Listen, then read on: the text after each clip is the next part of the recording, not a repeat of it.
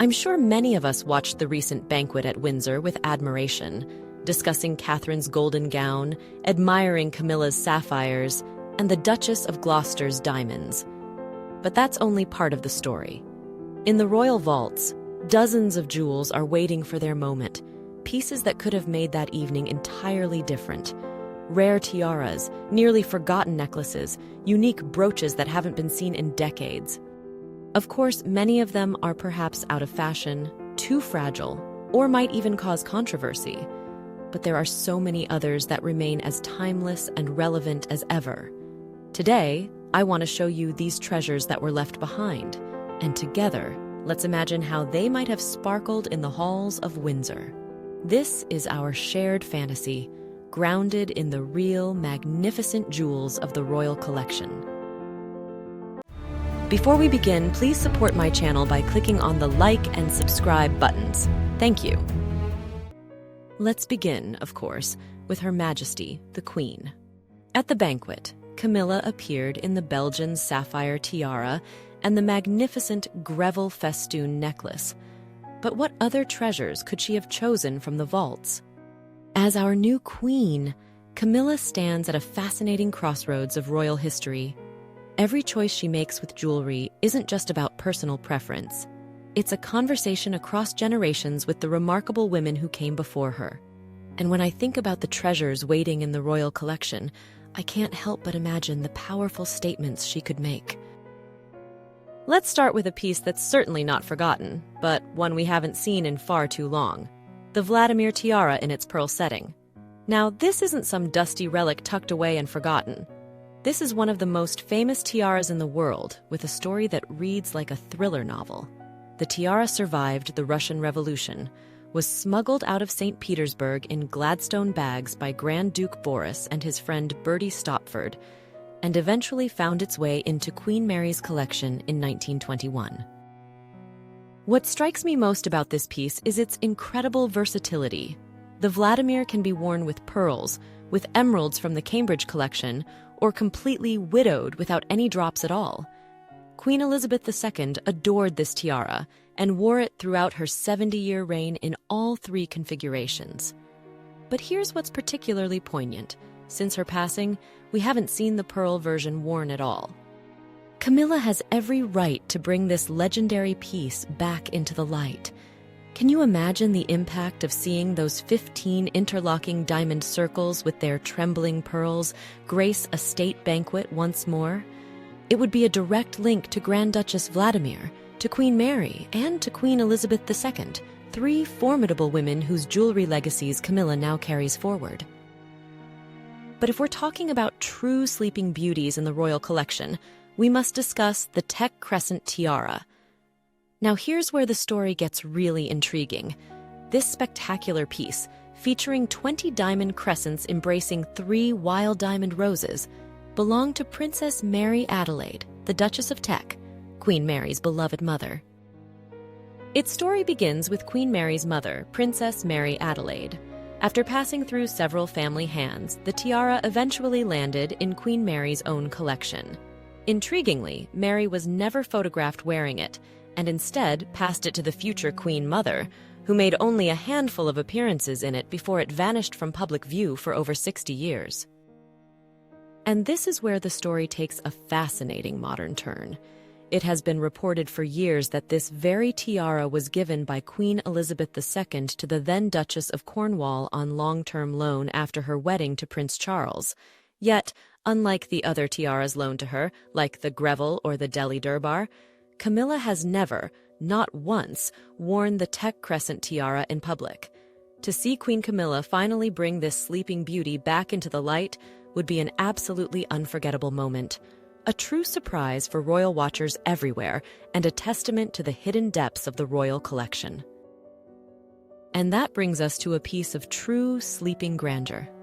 This is the Indian circlet, a tiara so magnificent, so steeped in history, it became a signature jewel for the Queen Mother, a woman renowned for her love of important gems. And yet, after her passing, Queen Elizabeth II wore it on one single occasion. Just once. Given Queen Camilla's deep and visible respect for the Queen Mother's legacy, The thought of her bringing this masterpiece back into the spotlight is, for me, one of the most exciting possibilities of all. This extraordinary tiara was originally designed by Prince Albert himself, inspired by the Indian jewelry he saw at the Great Exhibition of 1851. Originally, it was set with opals, one of his favorite gemstones. But its journey was complex. It survived a legal dispute that saw many of its diamonds sent to Germany and was later altered by Queen Alexandra, who replaced Prince Albert's favorite opals with magnificent Burmese rubies. Yet despite these changes, both Alexandra and her successor, Queen Mary, were never photographed wearing it. It wasn't until it passed to Queen Elizabeth, the future Queen Mother, in 1937 that the Indian circlet truly found its moment. She adored it, wearing it frequently throughout her husband's reign and for the 50 years of her long widowhood. It became synonymous with her. And after she passed away in 2002, her daughter, Queen Elizabeth II, wore it just that one time in Malta in 2005. To see this tiara, so rich with the history of Victoria and Albert and so deeply loved by the Queen Mother, grace a state banquet on Queen Camilla would be more than just a beautiful choice. It would feel like a homecoming. But a queen's statement is not made in tiaras alone. Some of the most personal and historic stories are told in the brooches pinned to a sash or a lapel. Knowing Queen Camilla's fondness for both meaningful brooches and for sapphires, one can only hope that she might one day reintroduce these treasures to the world. The first is a piece of true Victorian splendor, Queen Victoria's fringe brooch, and it holds a fascinating secret. What we see today is only a fraction of its original form. In 1856, Gard created a spectacular chaîne de corsage for Queen Victoria, a huge cascading diamond ornament designed to be worn across the entire bodice of a gown.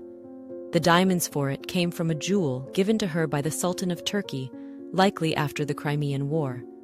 But after Prince Albert's death, Victoria found it far too grand for her perpetual mourning. So, in 1870, she had the piece partially dismantled. The central, largest section became the fringe brooch we know today. And the diamonds from the side portions? It's believed they were used to create her iconic small diamond crown. It was worn by Queen Alexandra, then Queen Mary, before becoming a firm favorite of the Queen Mother. Seeing Camilla wear this would be like watching her wear a piece of Queen Victoria's personal history. And if the fringe brooch speaks of state and empire, our next piece speaks of family. This is the Queen Mother's sapphire brooch, a jewel that feels even more personal. It was a wedding present to her in 1923 from her new mother-in-law, Queen Mary. Its design is so typical of that elegant era, a beautiful negligee style with a pair of pendants that hang at slightly different lengths. It was a piece the Queen Mother treasured for her entire life, and she often chose it for the most important family occasions. She wore it for the christening of her great-grandson, Prince William, in 1982, and for the weddings of her grandsons. It was a witness to the dynasty's happiest moments. Since her death, this beautiful sapphire and diamond jewel has remained unseen. And there is one more brooch, another of the Queen Mother's lifelong favorites, that tells a story of how jewels travel through a family in the most unexpected ways. This is the Duchess of Teck's flower brooch. Like the sapphire brooch, this too was a wedding gift to the Queen Mother in 1923 from her new husband, the Duke of York. With its central floral design and 4 delicate diamond pendants, it is a masterpiece of 19th century charm. It is most closely associated with Queen Mary's mother, Princess Mary Adelaide, the Duchess of Teck, but its history may be even older.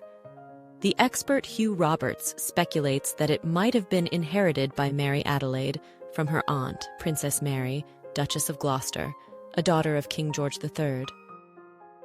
But its journey to the Queen Mother is a fascinating little story in itself.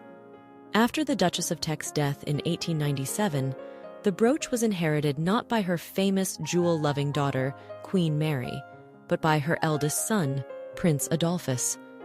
However, by the early 1920s, it had somehow been acquired by his sister, the great collector Queen Mary, who then passed it on for her son's bride. For the Queen Mother, it became a faithful companion. She wore it in her earliest official portraits with the Strathmore rose and lotus flower tiaras, and it remained a favorite for both grand evening events and daytime engagements for over half a century. After it was inherited by Queen Elizabeth II in 2002, its only known appearance was for a formal portrait taken in 2010. So, while we have that one beautiful photograph, the brooch itself has not been worn to a state banquet, a daytime engagement, or any public event for over 2 decades. Now, let's turn to the Princess of Wales. Her appearances are always a global event, and her jewelry choices are analyzed with incredible passion. At the banquet, she wore the Lover's Knot tiara. It has, without a doubt, become her signature piece, a jewel she has truly made her own, linking her to a line of powerful women from Queen Mary to Queen Elizabeth II and, of course, Diana. But her potential jewelry box is so much wider and more intriguing. Catherine has already proven that she can be a wonderful jewelry archaeologist, breathing new life into masterpieces that have been hidden away for generations. And that brings us to our first piece, the Strathmore Rose Tiara. Catherine has already rescued this tiara from near-forgotten status, and ever since that one breathtaking appearance, royal jewelry lovers around the world have been hoping to see it again. This delicate, wonderfully romantic floral tiara was a wedding present to the Queen Mother in 1923 from her beloved father, the Earl of Strathmore. It's a piece that perfectly captures the spirit of the 1920s. It even has 2 separate frames, one for wearing in the traditional style and another for wearing low across the forehead as a bandeau, which was so fashionable at the time. For decades, this tiara was just a whisper, a beautiful image in old photographs. There were persistent theories that it had simply fallen into disrepair. But its appearance at a museum exhibition in 2002, and more importantly, its glorious return on the Princess of Wales in 2023, proved that it was simply waiting for a new princess to bring it back into the light. This tiara's gentle, feminine style suits Catherine so perfectly, and I, along with so many of you, I'm sure, truly hope that its first appearance in almost a century was not a final farewell, but rather a beautiful reintroduction. From one rescued treasure from the Queen Mother's early collection, we turn to another that many hope could follow the same path. This is the magnificent Persian turquoise parure, most closely associated with Princess Margaret. This entire suite of jewels, a tiara, necklace, earrings, and brooch, was originally purchased by Queen Mary and given as another wedding gift to the Queen Mother in 1923. She wore it often in her youth, but in 1951, she gave the complete set to her younger daughter, Princess Margaret, for her 21st birthday. It became one of Margaret's most substantial and frequently worn pieces. And this is where the hope for its return truly begins. After Princess Margaret's death in 2002, many of her jewels were sold at a famous auction to cover inheritance taxes. But the turquoise parure was not among them. It's believed that just like another of Margaret's tiaras, the lotus flower, this parure may have quietly returned to the main royal collection. And since Catherine is the very princess who brought the lotus flower tiara back into public view, it feels entirely possible that she might one day do the same for this vibrant turquoise set. Can you just picture it? The stunning color would be magnificent on the Princess of Wales. And of course, when we speak of the Princess of Wales, we consider the different legacies she represents. This includes jewels from Queen Elizabeth II's collection, as well as those tied to the personal story of her predecessor, Diana. A spectacular example from the late Queen's collection is the King Khalid diamond necklace.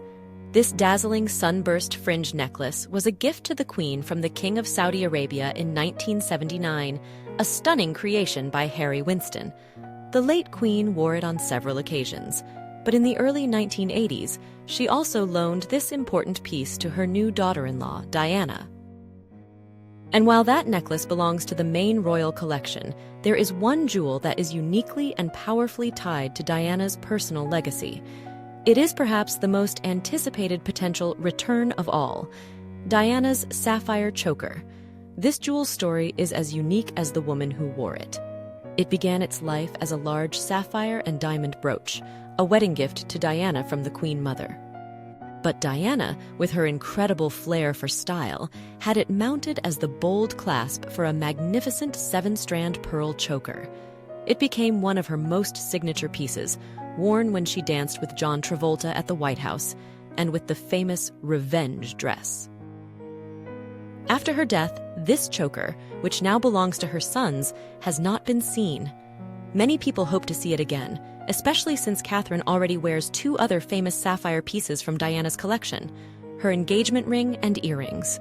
The fact that this third major sapphire jewel exists but remains unseen is what makes it such a topic of fascination for so many. And that's not all. In addition to the choker, there is another major and almost entirely unseen part of Diana's sapphire collection, the Saudi Sapphire Suite. This was another wedding present, a truly magnificent gift from the Crown Prince of Saudi Arabia in 1981. Made by Asprey, it was a complete set. An enormous Burmese sapphire pendant on a necklace of jagged sunray-style diamonds, with matching earrings, a ring, a 2-row diamond bracelet, and even a watch.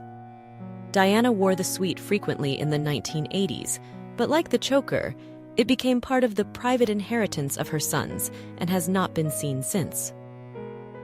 Princess Anne is known for her pragmatism and no-nonsense approach to royal life. Her fashion is famously timeless, often worn for decades, chosen for its utility and classic style rather than passing trends.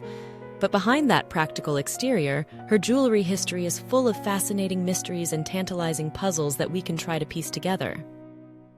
Let's begin with a piece that is truly the stuff of royal legend, the Queen Mother's double meander tiara. This magnificent diamond tiara, with its 2 rows of looping Greek key motifs, is believed to have been part of the incredible jewelry collection left to the Queen Mother by the society hostess Dame Margaret Greville in 1942. And here is the first and most significant part of the mystery. The Queen Mother was one of the most photographed royal women of the 20th century, a great lover of grand tiaras, and yet there is not a single known photograph of her ever wearing this piece. For decades, it was simply a name on an inventory list, a ghost in the royal vaults. And then, in 2005, at a state banquet for the President of China, a grainy photograph emerged showing Princess Anne wearing a tiara that looked remarkably similar to the descriptions of the double meander. It was a tantalizing glimpse, a jewel half hidden in the blur of a long-distance shot. But for jewelry lovers, it was an electrifying moment. But it only deepened the mystery. Had this tiara been a private gift from her grandmother, the Queen Mother, that she had kept away from the public eye for years? Or was it a one-time loan from her mother, the Queen's, collection for that specific event? We simply don't know. The palace keeps its secrets, and we are left to wonder, and to hope that we might one day see this important, enigmatic tiara again, to finally solve the puzzle. And if that tiara is a puzzle, our next one is a complete enigma. For this, we must travel back to 1971. Princess Anne was celebrating her 21st birthday, a major milestone, and sat for a series of official portraits. For these photographs, she wore a beautiful, delicate diamond scroll tiara. It was elegant, perfectly suited to a young princess coming of age, and then it vanished. It has never, ever been seen again. Now, the most logical and likely explanation is that the tiara was a loan. In that era, it was quite common for major jewelers like Gerard or Cartier to loan spectacular pieces to members of the royal family for important photographic sessions. This scroll tiara was likely one such piece, returned to the jeweler after the portraits were taken, its story with the royals finished. But a small part of every jewelry lover can't help but wonder, what if it wasn't a loan? What if it was a private 21st birthday gift from a relative or a godparent that the princess simply chose never to wear in public again? What if this beautiful unknown tiara is still part of the Princess Royal's private collection, waiting quietly in a safe? Again, we will probably never know for certain. These mysteries are, in a way, so perfectly suited to the Princess Royal herself. She wears her jewels with a quiet confidence and a complete lack of fuss, creating a jewelry story that is uniquely and fascinatingly her own. And finally, this brings us to a jewel whose story is not a mystery, but a beautiful personal history that we know belongs to Princess Anne. And yet, it's one we have not seen for quite some time. This is the Meander tiara, a piece that speaks not of the Windsors, but of her father's heritage, the Mountbatten legacy. What makes this piece so special is its direct link to Prince Philip's mother, Princess Andrew of Greece and Denmark, the remarkable Princess Alice of Battenberg. The tiara is made of diamonds set in the classic Greek key motif, also known as a meander, which is so perfectly fitting for a princess of Greece. While its exact origins are unknown, the design, which features a central laurel wreath and 2 honeysuckle elements, suggests it was created around the turn of the 20th century, perhaps even by Cartier in France. Originally belonging to Prince Philip's mother, Princess Alice, the tiara was her wedding gift to the future Queen Elizabeth in 1947. However, the monarch was never photographed wearing it. Instead, this elegant tiara eventually found its perfect home with Princess Anne, to whom it was officially given in 1972. Instead, the tiara found its true modern home with Princess Anne. It was officially given to her by her mother in 1972, and over the decades, she has worn it often, at state functions and for official portraits. Its most prominent and, I think, most moving appearance in recent years was in 2011, when Princess Anne loaned it to her own daughter, Zara Phillips, for her wedding to Mike Tyndall. Seeing Zara wear her great-grandmother's tiara was such a beautiful tribute, a thread of history connecting 4 generations of royal women. In recent years, however, the Princess Royal has tended to prefer her other tiaras, the bold aquamarine pine flower or the glittering diamond festoon, and so the Meander tiara has been resting. It isn't lost or forgotten, but simply waiting. Perhaps at a future state banquet, the princess will decide to wear this beautiful piece of family history once more, a quiet and elegant reminder of her paternal Greek and Danish royal roots. And finally, I want to turn to the star for the true connoisseurs, Birgitte, the Duchess of Gloucester. Now this is where my list of wishes becomes the most challenging, and for one simple reason. The Duchess is a truly brilliant custodian of her magnificent collection. She doesn't hide her jewels. She wears them, she rotates them, and she clearly understands and loves their history. And so, when I dream about her jewels, it's not about rediscovering lost treasures. It's more a hope of seeing some of her incredible pieces in a different, or perhaps just a clearer light. Let's begin with one of her most versatile and fascinating tiaras, the Art Deco bandeau. This piece is a masterpiece of 1930s design, a wedding gift to her mother-in-law, Princess Alice, from her husband, Prince Henry, in 1935. Its genius lies in its convertibility. It can be worn with a stunning emerald centerpiece and matching clips, which we saw the Duchess wear so beautifully at the recent South Korean state banquet. But it can also be worn in its original all-diamond configuration, and that is the version we have not seen in a very, very long time. We have grown so accustomed to seeing the famous diamond and emerald clips worn as separate brooches, a look the Duchess executes with unmatched flair. We even saw the all-diamond clips worn beautifully by her daughter, Lady Rose, on her wedding dress in 2008. But to see the entire tiara assembled in its pure, glittering, all-diamond form would be a true journey back in time. It would allow us to see the piece exactly as Princess Alice wore it in the years before the war, a perfect, sleek embodiment of Art Deco glamour. It would be a wonderful tribute to the tiara's original design. But sometimes, my wish isn't to see a different version of a jewel, but simply to see a magnificent piece more clearly. And that brings me to 2 major treasures from the collection of Queen Mary, both of which are now part of the Gloucester collection. The first is a truly breathtaking piece, Queen Mary's 11-row pearl choker.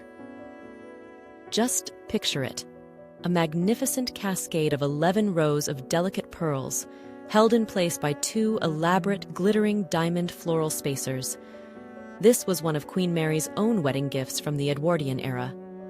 After her death in 1953, the choker was inherited by her son, Prince Henry, the Duke of Gloucester, becoming part of the family's collection. His wife, Princess Alice, wore it only on a few occasions.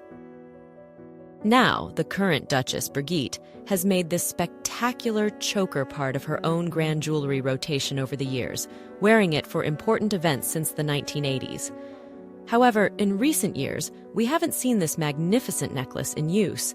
Its last known appearance was at the Spanish State Banquet back in 2017, and for us jewelry lovers, it seems there isn't a single high-quality photograph of Brigitte wearing it from that entire event. We have tantalizing glimpses, but nothing that truly does justice to this incredible jewel. And that frustration of having a magnificent jewel appear without a good photograph brings me to my final piece, the Eye-Va tiara. This is another of Queen Mary's wedding gifts, presented to her in 1893 by the Earl and Countess of Eye-Va. It is a stunning, tightly packed design of diamond scrolls and foliage in the Russian kokoshnik style. And here's a fascinating detail. It is one of the very few tiaras that the famously experimental Queen Mary wore throughout her life without making any radical changes. After her death, it was bequeathed to the Gloucester family, and the current Duchess has continued to wear it for important occasions. We saw it at the Colombian state visit in 2016, and again at the Queen's Commonwealth dinner at Buckingham Palace in 2018. But much like with the pearl choker, that 2018 appearance also left us without any truly clear, detailed photographs. It's another case of a spectacular tiara making a significant appearance, only to remain tantalizingly out of focus. So for these two magnificent heirlooms from Queen Mary, my wish is simple. It's an encore. I ask not because they are forgotten, but because they are so spectacular that they deserve to be seen and appreciated in all their glory.